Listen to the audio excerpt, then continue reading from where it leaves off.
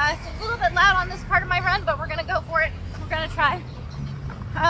So yesterday, on my runcast yesterday, I started talking about this experience I had at Rajadamnern, where women are now allowed to fight at both Rajadamnern and Lumpini, but I was not allowed to go on the ring as a cornerman for Fanny, who I went to corner for.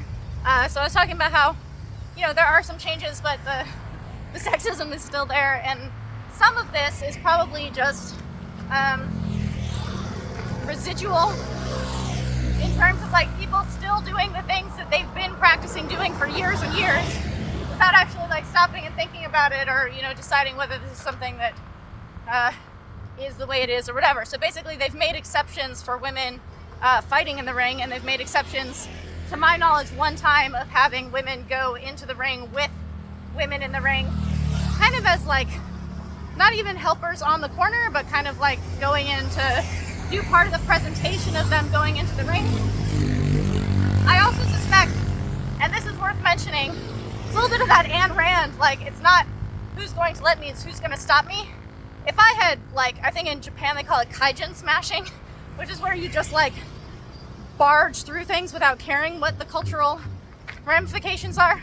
If I had just gone up there and not asked, do I go all the way in? If I had not asked any of the detail that I was trying to do it correctly, I might have been able to do this.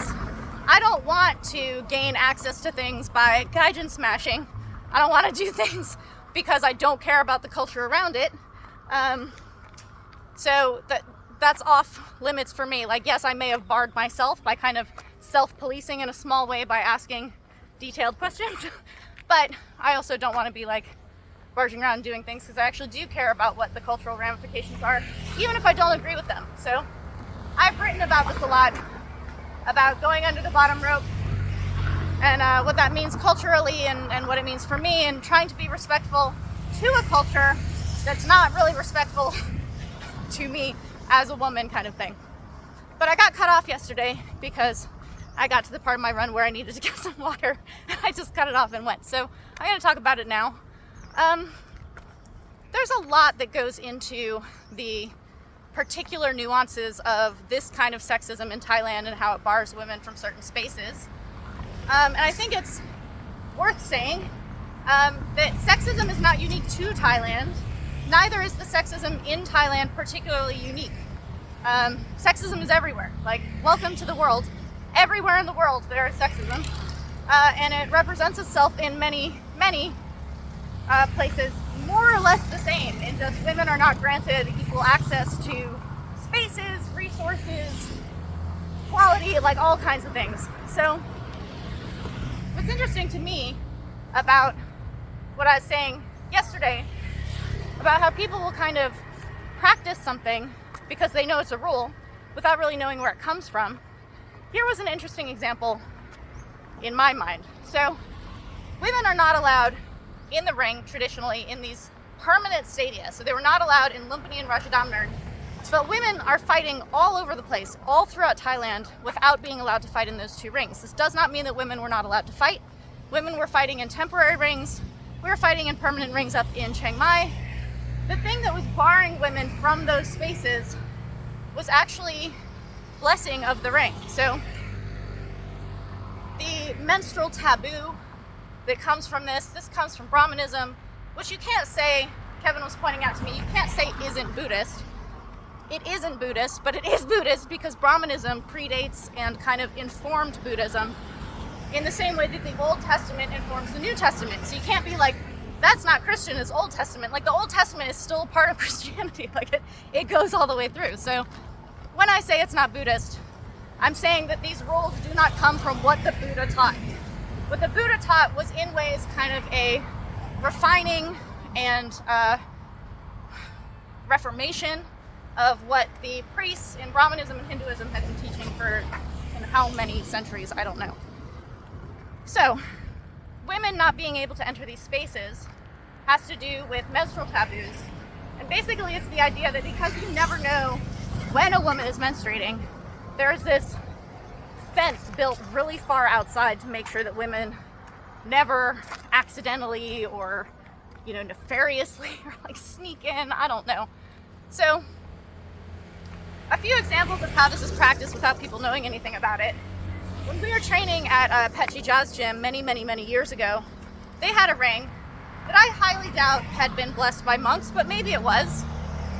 And Pattaya would go under the bottom rope and her brother would go through the middle rope. And someone was passing a baby, like an infant baby, very little, not even a year old. And they were passing it over the ropes to come into the ring. And Pachija's dad, Sang Lian, stopped them and they're like, wait, what is the sex of that baby? Which is hilarious because he didn't even know. And at that age, it does not matter. Like, children are pre-gender at that age. And I think it was a boy and it was fine and they passed him over the ropes or whatever the thing was. But like, it does not matter at that point. And so this is someone who is maintaining this practice without it actually functioning in the way it's supposed to function. Another example of this is that women and monks do not touch. They do not make any physical contact between women and monks. In Thailand, all the monks are male. And I have a previous runcast about this, about how Bikini, which are women monks, they are allowed to exist. They exist in Theravada Buddhism. It's just a problem with this broken line, whatever. So in Thailand, there are female monks, but they're not recognized officially by the government and the Sangha as female monks. So they're kind of like nuns or something. I'm not sure. They're called Bikini. I don't know what they're called. I think Chi is how you refer to them in Thai. So like a male monk is Pat and a female monk is Chi. But because all monks are male, they and women do not touch. Here's how I know that people don't know why they don't touch. There was a book that I got that was, there's a book that I got that was written for like FAQs about the bikini. So Venerable Ananda printed this book, and one of the questions was, for all of these female monks that are ordained through Ananda, can women touch those monks? And this is interesting. Women did not know that women can touch female monks because they may think that it's one of these like menstrual taboo type of things. They're like, they don't know why they can't touch male monks. What's interesting to me about the reason you don't touch monks is it is not because of any kind of unclean situation. It's not that women are unclean or whatever the thing is. And it's actually not even that monks are holy. It's that monks are still men. They're still human. They're not godly. They are not beyond. And so you build this really wide fence way outside so you don't make any contact, so that there is not the possibility of that physical touch causing the mind of the monk, which is very normal, very human, to slip into a kind of unclean state. So you don't want the monk to have an unclean thought because of physical contact with a woman, which is why there's no physical contact between monks and women. It has nothing to do with defilement or dirt or soiled menstruation, nothing. This, of course, leaves out the possibility of homosexuality across the board. Male monks can totally touch male laymen. There might be sexual sparks there, but that's not a problem according to the rules and how they do this.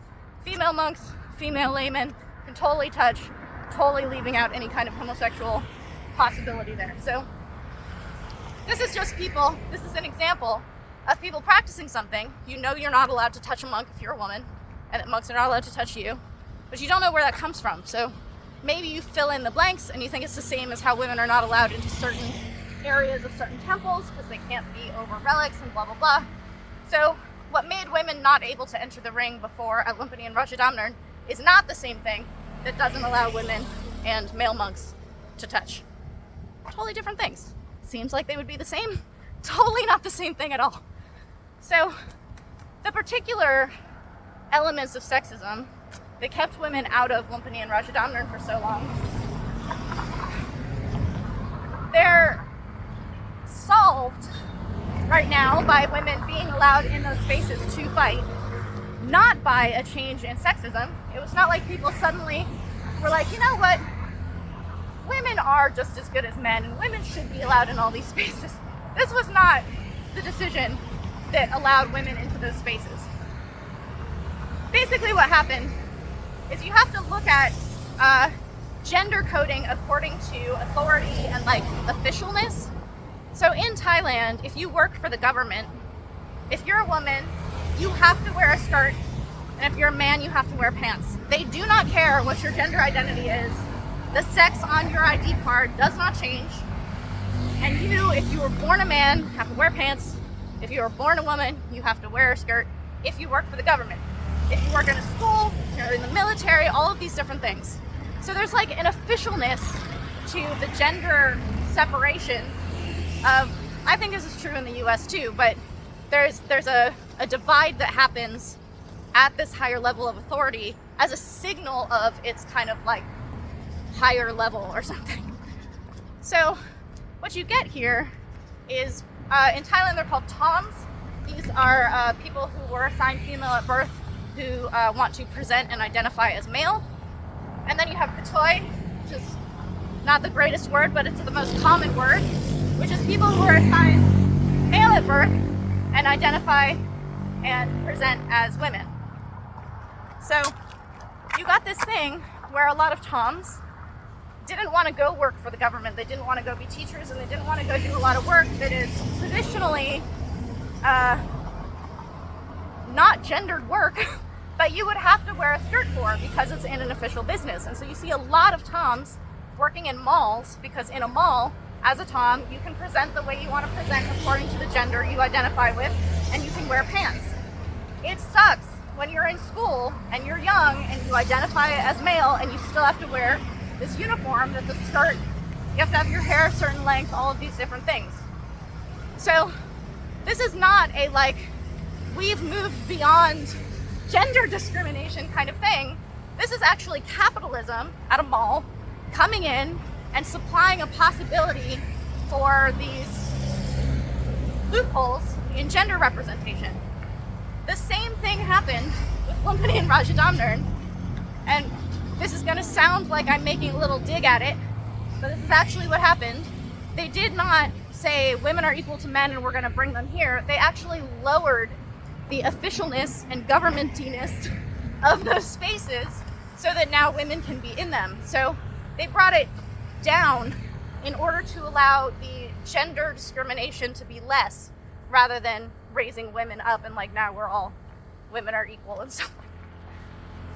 This is how things work. Like, people do not suddenly just wake up and they're like, oh, well, I guess I actually do think that men and women are equal, or I actually do think that the races are all equal and all this stuff. Like, racism in America still exists very, very strongly. It becomes institutionalized.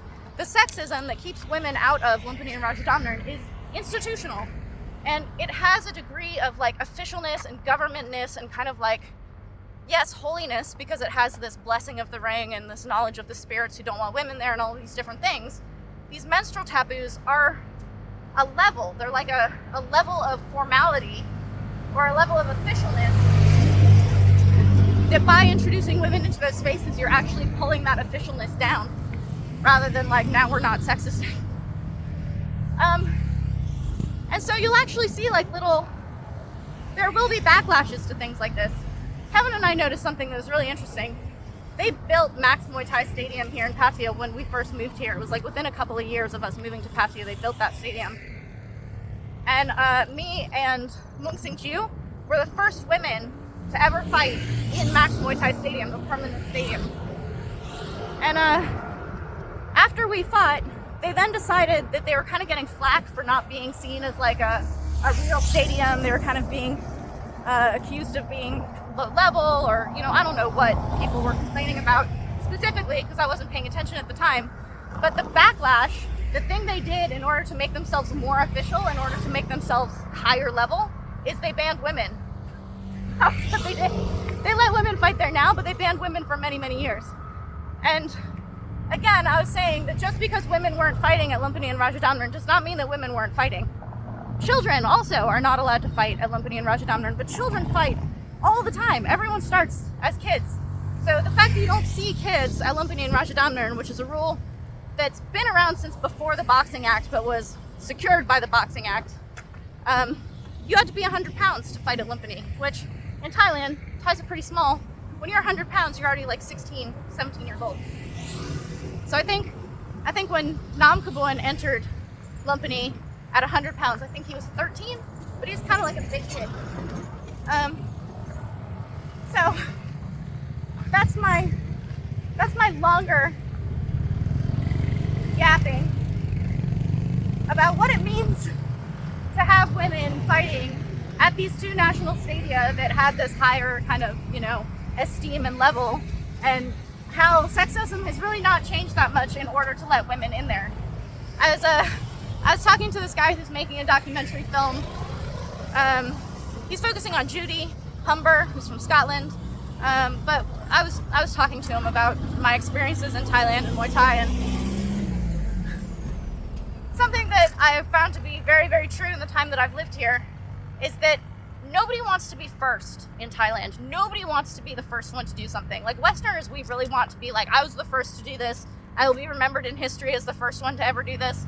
In Thailand, no one wants to be first because you get all of the vitriol of people who don't agree with what you're doing. You get the like, oh, you're changing things, all this stuff. Nobody wants that. But they will run and scream and pull at each other to be second. The minute someone changes something, you will immediately have a bunch of people following it. It was kind of interesting how they stacked the way women actually entered into these national stadia. Women entered into Lumpini during COVID. And the first female fight under the Lumpini banner was Sine John and Bua Pao. These are two Thai female fighters. And it was really cool and really important that they had two Thai women as the first women fighting under the Lumpini banner. I say under the Lumpini banner because it was not in Lumpini Stadium. It was in the parking garage where they had set up a ring and like a temporary studio, basically, where they were having fights there. So these were the first women to fight at Lumpini, but they weren't actually in the ring. And when you're looking at like, are women allowed in Lumpini, in the ring is the important part of that equation. Like I think they had looked at having IFMA at Lumpini before, and it was going to be in the parking lot, and it's like that is not the same thing as fighting in Lumpini Stadium. So the first women to actually fight in the stadium, in the ring, were Celeste Hansen from Australia and Nong Nuk from Thailand. So you had a Farang Thai thing going on there, and those were the first women actually in the ring. But what's interesting is that they had this layered introduction of women fighting at Lumpini because the first two weren't actually in the ring, but was under the banner and was being said, these are fighting in Lumpini. So you had kind of like a layered effect of people getting used to the idea that women were fighting in Lumpini before they actually stepped in the ring. And then Lumpini had already done it. So when Rajadamnern did it, they were second. It was like, this is not a big deal. Lumpini's already doing it. And Rajadamnern was actually the first one to have the women enter through the middle ropes. And they entered in together. Like actually, Lumpini didn't make as big a deal at the actual event of the first women fighting at Lumpini. Rajadamnern made a really big deal about it. They played a video about how women were not allowed to enter the ring before, and they had Ida and Zara. So Ida's from Thailand, Zara's from Turkey. They entered simultaneously. They walked into the ring together, which I thought was really cool. That they decided to do that as like a we're coming in together, rather than like who got to be the first one to actually step in. Hey! Watch it.